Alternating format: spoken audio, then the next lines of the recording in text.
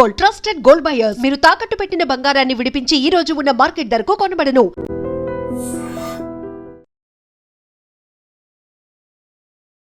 నమస్తే రమ్మగారు. నమస్తే జయ. ఏదైనా ఒక మంచి ఆలయం గురించి చెప్పండి రమ్మగారు. ఎప్పుడు వినంది, మన ప్రాంతం వాళ్ళు తెలుసుకుంది, చాలా విచిత్రమైంది, ఊహించడానికి కూడా ఆశ్చర్యంగా ఉండేది. చూస్తే ఒకసారి కనుక వెళ్ళి చూస్తే అసలు ఎక్కడైనా ఇలాంటిది ఉంటుందా అని ఒక మనని ఆ సంభ్రమాశ్చర్యాలకి గురి చేసే ఆలయం చెప్దాం. తప్పకుండా. ఊహించు నువ్వు ఏమై ఉంటుందో. ఊహకి రావట్లేదు రమ్మగారు, ఎందుకంటే మీరు అంత హైప్ ఇచ్చారు. సంభ్రమము ఆశ్చర్యము కలుగుతాయి. మన ఇంట్లో ఒక ఎలుకొచ్చింది అనుకో, మనం ఏం చేస్తాం జయ? బయటికి పంపించే వరకు నిద్రపోము రమ్మగారు కదా. ఇంకా ఎక్కువ చేసినాయి అంటే మందు పెడతాం, ర్యాట్ ట్రాప్స్ పెడతాం, అంతే కదా. ఎలుకలు మందు పెడతాం. ఇవాళ రేపు ఇంకోటి వచ్చింది, దాన్ని ఏదో ఇట్లా పరిచి పెడితే దాని మీద గమ్ము ఉంటుంది, ఎలుక స్టిక్ అయిపోతుంది కదా. ఎలుకలే ఉండే దేవాలయం ఉందంటే నమ్ముతావా నువ్వు? నిజమా రమ్మగారు? 20,000కి పైగా ఎలుకలు ఉంటాయి ఆ దేవాలయంలో. ఎక్కడ? మన దేశంలోనే? మన దేశంలోనే, అక్షరాలు రాజస్థాన్లో. ఈ మనం ఉదయ్పూర్ అవి ట్రిప్పుల్కి వెళ్తారు మన వాళ్ళు, జైపూర్, జైసాల్మేర్, ఉదయ్పూర్ ఇవన్నీ చూస్తాం. బికనీర్, అక్కడ ఈ మన ఒంటెల పందాలు అవి బాగా చేస్తారు. బికనీర్ వెళ్ళి తీరాలి. రాజస్థాన్ వెళ్ళామంటే బికనీర్ చూడాలి. బికనీర్కి దగ్గరలో ఉన్నది మాద్ దేశ్నోక్ అంటారు ఆ పేరు. సింపుల్గా చెప్పాలంటే కర్ణిమాత టెంపుల్ అంటారు. కర్ణి ఈ పేరు విన్నాను. కర్ణిమాత టెంపుల్లో అన్ని ఎలుకలే ఉంటాయి. ఏమిటో చరిత్ర. ఆ ఎలుకల్ని కాబాలు అంటారు. పవిత్ర కాబా దాని పేరే అది. చాలా పవిత్రమైంది. ఆ కాబాలే ఉంటాయి అక్కడ. ఎలుకలకి ఆహారం ధారాళంగా పెడతారు. ఎలుకలు శుభ్రంగా మనం వెళ్ళి కూర్చుంటే మన దారి మన మీద ఎక్కి దిగి చేసేస్తాయి. ఆ ఎలుక దానంతట అది ఎక్కితే ఎంత గొప్పో. అసలు ఎలుకని ఊహిస్తేనే ఏదోగా ఉంటుంది. అది మన మీదకి ఎక్కుతుందని ఊహిస్తే ఎలా ఉంటుంది జయ?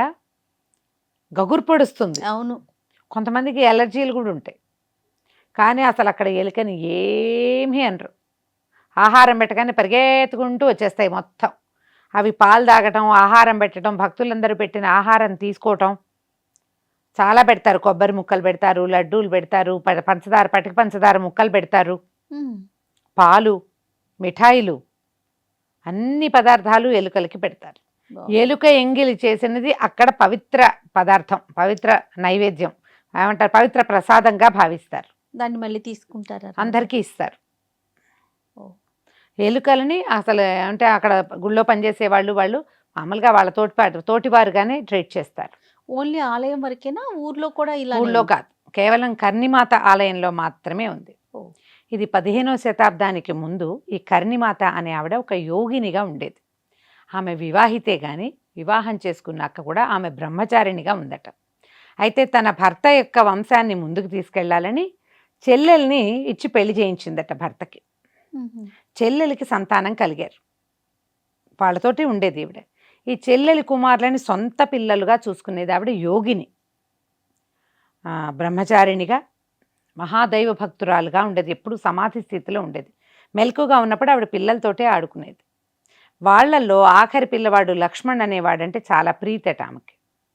అయితే ఈ పిల్లవాడు అక్కడ నదీ స్నానానికి ఒక కుండంలో స్నానానికి వెళ్ళి నీళ్లలో మునిగిపోయాడు. మునిగిపోతే పిల్లవాడు శరీరం దొరికింది. 11 ఏళ్లవాడు. చెల్లెలు ఆ పిల్లవాడిని శరీరాన్ని తీసుకొచ్చి అక్కయ్య పాదాల దగ్గర పడేసి, నా కొడుకుని బతికించు, నీ పిల్లాడిని బతికించుకోమని చాలా దుఃఖపడిందట. ఈవిడ ఆ బాడీని తీసుకుని దేవాలయం లోపలికి వెళ్ళిపోయిందట. ఆ ఊర్లో ఉన్న ఆలయంలోకి వెళ్ళిపోయి తలుపులు తీయద్దు అని చెప్పింది. ఈ శరీరాన్ని లోపల తీసుకెళ్ళింది. యమధర్మరాజుని ప్రార్థించి ఈవిడ యముడి దగ్గరికి వెళ్ళిందని చెప్తారు. యముడి దగ్గరికి వెళ్ళి ఈ పిల్లవాడిని బతికించమంటే యమధర్మరాజు, ఇట్లా కుదరదు, చనిపోయిన వాళ్ళని బతికిస్తే ఈ జనన మరణ సైకిల్ ఎట్లా కుదురుతుంది, ఈ చక్రం. అవును. ఆయన నిరాకరించట. దాంతో ఆవిడ శపథం చేసింది, నా తపశ్శక్తి మీద ఆన, ఇక నా కుటుంబీకులు ఎవ్వరూ యమసదనానికి రారు, వాళ్ళు ఇక్కడే మళ్ళీ పుడతారు అని ఈ చనిపోయిన లక్ష్మణ్ని ఎలుక శరీరంలో ప్రవేశపెట్టించుకుంది.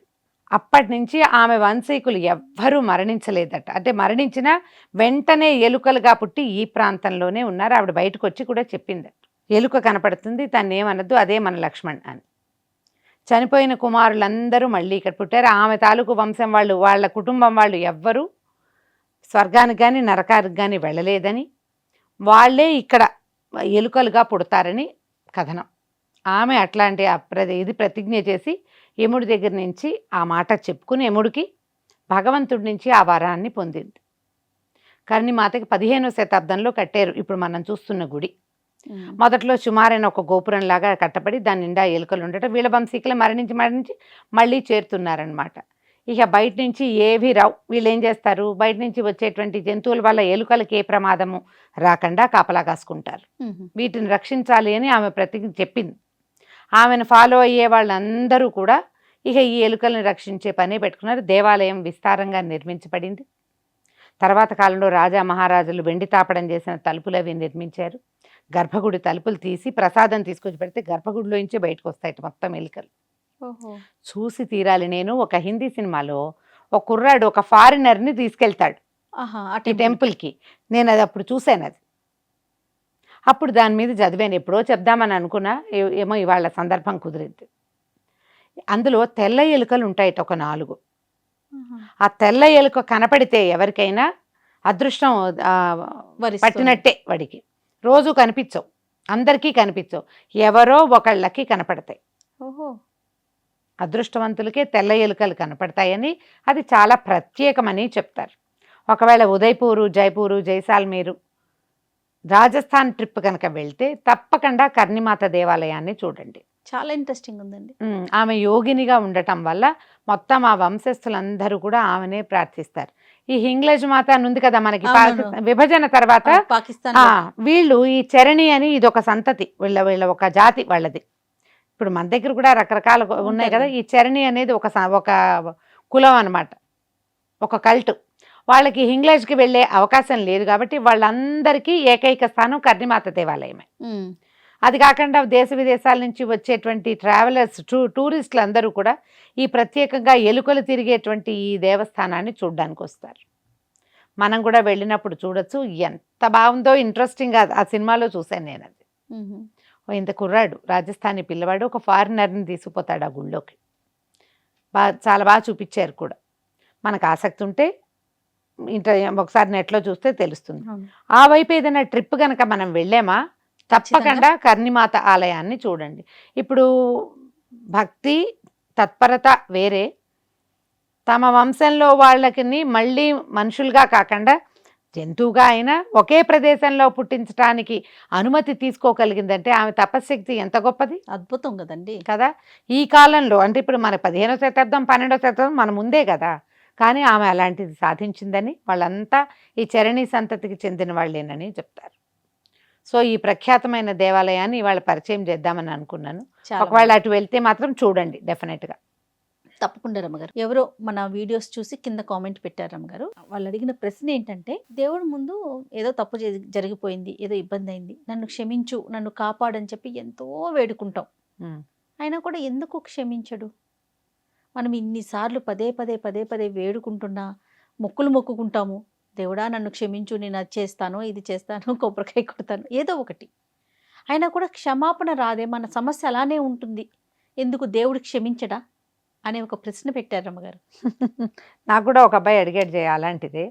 కర్మలు, చెడు కర్మలు మన వెంట పడతాయి ఎందుకు, దేవుడు ఎందుకు క్షమాగుణం లేదు అని. ఇందులో దేవుడికి కర్మలకి సంబంధం లేదు. భగవద్గీతలో కృష్ణ పరమాత్మ చెప్తాడు, నీ కర్మ నువ్వు మోసుకోవాల్సిందే, నువ్వు మొయ్యాలి అంతే. ఇది విధానం, ఈ ప్రకారంగానే వెళ్తుంది. దేవుడు నిన్ను క్షమించాడు అంటే ఇప్పుడు నువ్వు చేసిన పనికి నువ్వు సమాధానం చెప్పవలసిందే. ఫర్దర్గా నీకేం సమస్య రాకుండా దేవుడు క్షమించాడో లేదో నీకు, ఇప్పుడు మనిషి అనుకో, క్షమించాను పో అని నేను అంటాను, నీకు నచ్చినట్టు నేను వచ్చి నీ పక్కన కూర్చుంటాను. మనిషి అయితే అదే దేవుడైతే నీ పక్కన కూర్చున్నాడో లేదో, తన చెయ్యి నీ తల మీద పెట్టాడో లేదో, నీ ఫర్దర్ జీవితంలో నీకేమి సమస్య రాకుండా చూసుకుంటాడో లేదో, ఆ గ్యారంటీలు నీకేం తెలియవు. నువ్వు దేని నుంచి తప్పించుకోవాలనుకుంటున్నావో అది తప్పితే అది దేవుడు మహత్యమని, అది తప్పకపోతే దేవుడు నన్ను క్షమించలేదని నువ్వు భావిస్తావు. అంతే కదా జరిగేది. అంతే అనుకుంటా. తప్పిపోయిందనుకో, అమ్మయ్య దేవుడు నా తాలూకు కుకర్మ నుంచి నన్ను రక్షించాడు అనుకుంటావు. పొరపాటును కూడా కాదు, నీ తాలూకు ఇంకేదో సత్కర్మ నిన్ను ఇక్కడ రక్షించింది. నువ్వు చేసిన కుకర్మ నీకు అవతలమయ్యే మెట్టు మీద ఎక్కడో నిలబడి ఉంటుంది నీకోసం, దాన్ని తప్పించలేం. కాజయ్య ఒక గింజ పెసరగింజ అనుకో, పెసరగింజ దాన్ని కాసేపు ఒక 2 గంటలు నానబెట్టావు, నానింది తర్వాత దాన్ని తీసి ఓ చోట పెట్టావు, మొలక రాల, ఏమీ లేదు, అలాగే ఉంది. కొన్ని రోజులు పోయాక అది మొలకెత్తేందుకు దానికి సమయం వచ్చినప్పుడు మొలకెత్తుతుంది.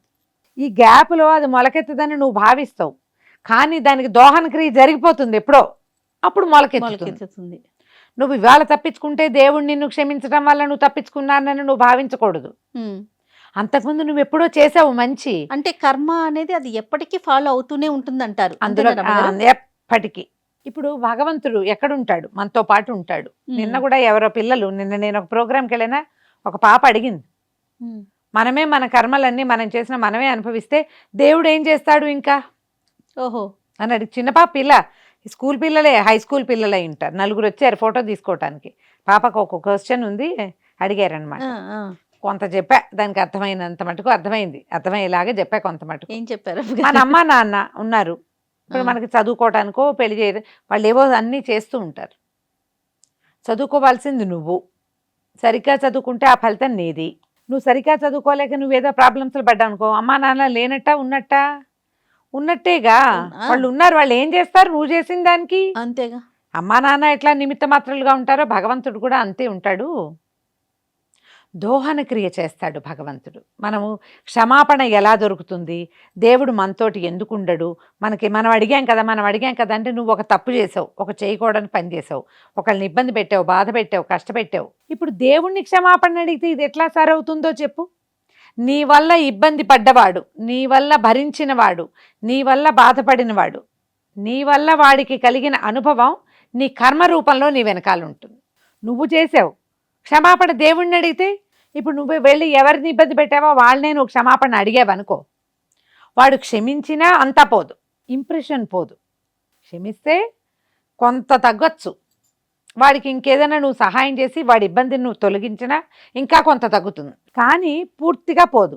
అంటే నువ్వు ఎవరికి ద్రోహం చేసావో వాడు క్షమించినా కూడా పోని కర్మ ఒక భగవంతుడు చేస్తే ఎట్లా వెళ్తుంది? చేయడు. అందుకని ఆయన భగవంతుడు నిమిత్త మాత్రుడుగా ఉంటాడు. అలాగే నడుస్తుంది మన సంగతి. భగవంతుడు మరి ఇప్పుడు ఆయన ఉండే ఏం ప్రయోజనం? నీ మొహంలో క్వశ్చన్ అది. అదే కదా. ఎందుకంటే ఇప్పుడు మనం క్షమించమని అడుగుతున్నాం, ఆయన క్షమించడు, మన కర్మ మనమే అనుభవించాలి. కానీ క్షమించి మరలా అలాంటి తప్పు జరగకుండా చూసేలాంటి బుద్ధిని ప్రసాదించడా? చూపిస్తాడు. అదేగా చెప్పబోతున్నా. భగవంతుడు ఏం చేస్తాడు? మనతో పాటు ఉంటాడు. దేవుడు ఎక్కడో ఉండడు జయ. ప్రతిసారి ఈ మాట చెప్పుకుంటూ ఉంటాం. మనం జీవించి ఉన్నామంటేనే భగవంతుడు మనలో ఉన్నట్టు. నీకు ఒక రిపెంట్ అయ్యావు, ఒక తప్పు చేశాను 100 ప్రార్థనలు చేసావు, ఈ కర్మ నీ నుంచి తప్పల. అది నువ్వు మళ్ళీ ఇబ్బంది పడాల్సే వచ్చింది. దాన్ని నువ్వు చేసిన చెడు కర్మకి ఫలితం నువ్వు ఇక్కడ అనుభవించానని భావిస్తున్నావు, నీకేదో కష్టం వచ్చింది. ఈ దేవుడు అయ్యో వీళ్ళకి చాలా బాధగా ఉంది లోపల, వీడితో మనం ఉందామని లోపల ఉండి రెండోసారి ఏదైనా వచ్చినప్పుడు నీకు చెప్తాడు, అరే కిందసారి ఈ పని చేసావు, ఇప్పుడు నువ్వు చెయ్యొద్దు అని చెప్తాడు. నీకు ఒక అవకాశం ఇస్తాడు, 1 కాదు 3, 4 ఇస్తాడు. నువ్వు మంచి పని చేయండి, రెండోసారి కుకర్మ చేయనివాడు నిన్ను. అలాంటి బుద్ధిని ఇస్తాడు, ఖచ్చితంగా ఇస్తాడు. మనం ఏం చేస్తాము? ఆయన ఇస్తూనే ఉంటాడు, దాన్ని ఒప్పుకోం. ఆ దేవుడు నాతో లేడు కాబట్టి వీడిని వదిలేద్దాం అనుకుంటారు. దేవుడిని వదిలేయటం అంటే ప్రాణం వదిలేయటం అమ్మా, ఖచ్చితంగా కదా. కానీ వదిలేస్తారు, ఏమనుకుంటారు? ప్రార్థన మానేస్తారు. అసలు నువ్వు బతికున్నావంటేనే దేవుడు ఉన్నట్టు, నీలోనే ఉన్నట్టు. నువ్వు దేవాలయానికి వెళ్ళడం మానేస్తావు, పూజలు మానేస్తావు, దేవుడు లేడు. ఎవరైనా మరణించగానే, ఎవరికైనా అనారోగ్యం రాగానే, మనకి ఏదైనా ఇబ్బంది రాగానే, ఏదైనా యాక్సిడెంట్ అవ్వగానే, ఏదైనా ఒక జరగకూడదు జరగంగానే దేవుడు లేడు, దేవుడు లేడు, దేవుడు నన్ను కాపాడలేదు. కాపాడబట్టే ఈ మాత్రం ఉన్నాను అనుకోరు. పైగా ఇదేంటంటే ఈ చక్రం ఇట్లా తిరుగుతూ ఉంటుంది. నువ్వు ఇలా దేవుణ్ణి గనక చెడు మాటలని ఆయన నుంచి దూరం జరిగిపోతే నువ్వు ఆనుకోవటానికి ఆసరా పోగొట్టుకుంటావు. దైవ బలం ముందు ఏది పనికిరాదు. భగవంతుడే నీకు ఇచ్చే ఆసరా. ఇప్పుడు నీకు డాక్టర్ కనపడ్డాడు, భగవంతుడు ఇచ్చాడు. ఒక స్నేహితుడు వచ్చాడు, భగవంతుడు ఇస్తాడు. విపత్కర పరిస్థితుల్లో ఎవరు మన పక్కన నిలబడతారో వాడు భగవంతుడుగా తెలుసుకోవాలి మనం. నీకు చాలా ఇష్యూనే అయ్యింది, నువ్వు ఎంత ప్రార్థించినా కుదరలేదు, ఇష్యూలో పడ్డారు. కానీ ఆ సమయానికి నీకు మంచినీళ్ళు ఇచ్చేవాడు ఒకడు వస్తాడు, సహాయం చేసేవాడు ఒకడు వస్తాడు, అవసరానికి ఎక్కడో ఉండి నీకు బ్లడ్ ఇస్తాడు. ఈ 3 సహాయాలు నీ వల్లే వచ్చాయని నువ్వు నమ్ముతున్నావా? నువ్వు నమ్మితే నీ అంత తెలివి తక్కువ వాడు ఇంకొకడు లేడు. భగవంతుడే ఈ చేశాడు. 3 దేవుడే చేశాడు నీకు. ఈ 3 ఉమ్, అమ్మా నాన్న చచ్చిపోయి ఒక పిల్లాడు రక్షించబడతాడు. దేవుడు లేనంటే కుదరదు. పిల్లవాడి పట్ల ఉన్నాడు దేవుడు. మనం ఈ ఊహ చేయకూడదు అసలు. ఉమ్, ఏదైనా ప్రాబ్లం రాగానే మంచిగా అయితే నా ప్రతిభ, తేడా రాగానే దేవుడు లేడు. అవును. ఈ దేవుడు లేడనే మాట ఒక కుకర్మ. అది చేయకూడదు. దేవుడు ఉన్నాడు. ఎందుకంటే నువ్వు జీవించి ఉన్నావంటే నీతో భగవంతుడు ఉన్నట్టే. భగవంతుడు నీకు ఇంకా అవకాశం ఇస్తాడని నువ్వు నమ్మాలి. ఒక సంతానాన్ని కోల్పోతాం, తండ్రిని కోల్పోతాం, తల్లిని కోల్పోతాం, సోదరో స్నేహితుడో, బాగా కావలసిన వాళ్ళు, శ్రేయోభిలాషులు, మనుషులు చనిపోవడం అత్యంత సహజమైంది. పుట్టడం ఎంత సహజమో మరణం అంత సహజం. దీన్ని దేవుణ్ణి కలుపుకోకూడదు. ఎస్. దేవుడు నీకు సహాయకారిగా ఉంటాడు. నువ్వు ఎంత సహాయకారిగా ఉండాలి అనేది, నువ్వు ప్రజలకి మనుషులకి ఎంత సహాయకారిగా ఉన్నావు అనే దాన్ని బట్టే దేవుడు నీతో ఎంత ఉంటాడో డిసైడ్ అవుతుంది. నువ్వు చేసే ప్రార్థన వల్ల, నువ్వు ఇచ్చే పూజల వల్ల, నువ్వు ఏమంటారు గుళ్ళకి వెళ్ళటం వల్ల మాత్రం కాదు. వాటితో వచ్చేది కొంత. నువ్వు సహాయం చేస్తే ఎంత చాలా ఎక్కువ. నువ్వు ఎవరికైనా విపత్కర పరిస్థితుల్లో సహాయం చేయి. డబ్బు చూసుకోకు, సొంతం చూసుకోకు. ఆ క్షణానికి పనిచేసి నీకు ఎక్కడో తెలియని చోట నుంచి కూడా సహాయం అందుతుంది. ఎస్. ఇప్పుడు మనకి ఎవరో తెలియని వ్యక్తుల వల్ల ఇబ్బందులు వస్తాయి. మన కర్మానుభవాన్ని తప్పించుకోలేము మనం. ఉమ్, అలా అయ్యింది కాబట్టి నేను ఎవరికి సహాయం చేయనని మానేసేవాళ్ళు, నేను గుళ్ళోకి వెళ్ళనని మానేసేవాళ్ళు, నేను ప్రార్థన చేయనని మానేసేవాళ్ళు. వాడిని నమ్మేం, వాడు మోసం చేశాడు కాబట్టి నేను ఎవరిని నమ్మను అనేవాళ్ళు. ఆ రకంగా ఈ సైకిల్ నడవదు. అవును. అది సరైన ఆలోచన కానే కాదు. మన కుకర్మలకి ఫలితం మనం అనుభవించాలి. నువ్వు ప్రార్థన వల్ల పెద్దది కాకుండా నువ్వు చిన్నది అనుభవిస్తావు. నువ్వు ఎవరిని ఇబ్బంది పెట్టావో వాళ్ళకి సహాయం చేయటం వల్ల పెద్దది కాకుండా చిన్నది అవుతుంది. బాకీలు ఎవరిది ఉంచుకోకుండా కొంత సరైన బార్టర్ సిస్టంతో ఈతగింజేసి తాటిగింజలాగుతాననే మనస్తత్వం పెట్టుకోవద్దు. ధోరణి మార్చుకుంటే ఇది సజావుగానే వెళ్తుంది. భగవంతుడు క్షమించటానికే ఉన్నాడు. మనమ్మ మనని క్షమించదా? మరి ప్రపంచానికి తండ్రి ఆయన ఎందుకు క్షమించడు? కానీ నీకు బుద్ధి రావాలిగా. ప్రతిసారి క్షమిస్తుంటే వింటావా మాట? నువ్వు చేసుకుంటూ పోతావు. అందుకని ఏంటి, నీకు తగలాల్సిన దెబ్బ తగిలితే నువ్వే సరవుతావు. నీ బాకీ నువ్వు తీర్చుకుంటావు. బాకీలు నువ్వు చేసి దేవుని క్షమించమంటే ఎలాగా? అలా కుదరదు కదా. కొంత క్షమిస్తాడు. ఎస్. ఇలా ఆలోచించండి. దీన్ని అర్థం చేసుకోవడానికి ట్రై చేయాలమ్మా. కుశంకలు పెట్టుకుని ప్రశ్నించి, అది కూడా భగవంతుడిని ఏకంగా నిందించటం, నింద, ప్రశ్న, తర్వాత ఏమిటి, అనుమానము, ఆయన మీద ఉన్నాడా లేడా, ఈ 3 పనికిరావు. చిన్నపిల్లలు అడుగుతూ ఉంటారు రమ్మగారు, మమ్మీ దేవుడు ఉన్నాడా, లేకపోతే అమ్మ దెయ్యం ఉందా అనేసి ఎక్కువగా వింటాం మనం ఈ ప్రశ్నని. అడుగుతాం. Simple answer. ఒక వ్యక్తి జీవించి ఉన్నాడు అంటే అతని లోపల పరమాత్మ వ్యవస్థితుడుగా ఉంటేనే జీవించుంటాడు. వాడు మంచం మీద ఉన్నా, రోడ్డు మీద తిరుగుతున్నా, జీవించి ఉంటే భగవంతుడు ఉన్నట్లే. అతను లేకపోతే మనం లేము. మనలాగా ప్రపంచంలో తిరిగేటువంటి అన్ని జీవులలోనూ భగవంతుడు పరమాత్మ వ్యవస్థితుడుగా ఉంటాడు. ఉండడం వల్లే ప్రపంచం నడుస్తూ ఉంటుంది. ఎవరు పోయినా ఉన్నా ఏమైనా నడుస్తూనే ఉంటుంది కదమ్మా. సూర్యుడు చంద్రుడు తిరుగుతూనే ఉంటారు మరి కదా. ఎండకి విసుగ్గా ఉందని సూర్యుడిని రావద్దంటామా మనం? లేదు, అనలేము. దానివల్ల ఇంకా వేరే ఉపయోగాలు కూడా ఉన్నాయి కదా. ఇదే సమస్య వచ్చింది, దీన్ని సరి చేసుకోవాలి అంతే. నింద మానేయండి, ప్రశ్నలు మానుకోండి. రైట్. నమస్తే. నమస్తే. And for more videos, Please subscribe to iDream. Please subscribe to iDream. Please subscribe iDream. And please subscribe to iDream. For more videos, subscribe to iDream. please like, share and subscribe to the channel. Congratulations, iDream. Subscribe to iDream. Subscribe to iDream. So subscribe to iDream Media. iDream team andarki huge congratulations. Please subscribe iDream Media. Please subscribe to iDream. Subscribe iDream. Please subscribe to iDream. iDream అంటే నా కళల channel subscribe చేసుకున్న నోరు తిరుగుతలేదు. మీరైతే గంట గుర్తు కొట్టండి. For more such videos, please subscribe to iDream. Subscribe to iDream. Please subscribe to iDream. Please subscribe iDream Media. Please do subscribe to iDream. Please subscribe to iDream Media. For best entertainment and information, please subscribe iDream. And don't forget to subscribe to iDream.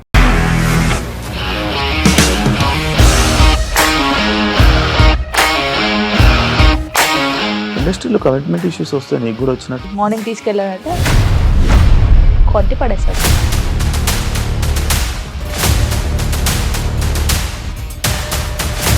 ఒక్కళ్ళు కూడా చూడలేదు ఈ cinema అని చెప్పడానికి కూడా చాలా ధైర్యం కావాలి. అది నిజం కదా, దాంట్లో ధైర్యం ఏంటి? నెక్స్ట్ డే ప్లేట్ మార్చేస్తే తప్పు కదా. As of now, we are comfortable this అని నేను అనుకుంటున్నాను. రష్మిక గారిది మీది ఒకే ఊరు అంటే కదా? నీకు కోపం వచ్చిందంటే బాగా తిట్టేత్తరా? తిట్టేద్దామండి. నిజంగా గేమ్ ని ఎలా చేంజ్ చేయగలిగారు? ఏపీఎస్ఎఫ్సి వాళ్ళకి 6 నెలల్లో నేను 6 లక్షలు కట్టా. బిజినెస్ చేయాలనుకుంటే it is as difficult as riding a tiger.